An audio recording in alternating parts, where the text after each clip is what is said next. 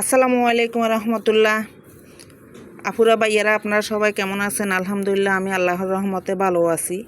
তো আজ চলে এলাম যে আসলে আপনার লগে কি আর গল্প করবি তো কিছু নাই। এখন এই ছাতা ফাতায় এখান গল্প করি আরই। এ দেখছেন নে আমার বেগুন গাছের অবস্থা খুবই খারাপ। এখন আমি বেগুন গাছে কি করি, ওই যে তরকারি কাটির এই তরকারি খোসাগুলো আমি গাছের গোড়ায় দিই। গাছের গোড়ায় দিলে কি হয় জানেন, গাছগুলা অনেক শক্তি হয়। এই দেখেন, এই গাছের গোড়ায় আমি তরকারি খোসা, কলার খোসা সবগুলো আমি গাছের গোড়ায় দিই।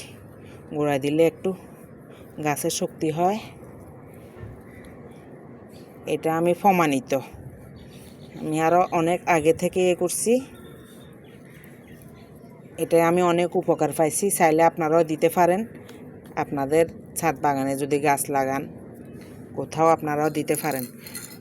তো আমার ভিডিওগুলো ভালো লাগলে আপুরা ভাইয়ারা সবাই লাইক কমেন্ট শেয়ার করবেন, আমার পাশে থাকবেন। আল্লাহ হাফেজ। আসসালামু আলাইকুম রহমতুল্লাহ।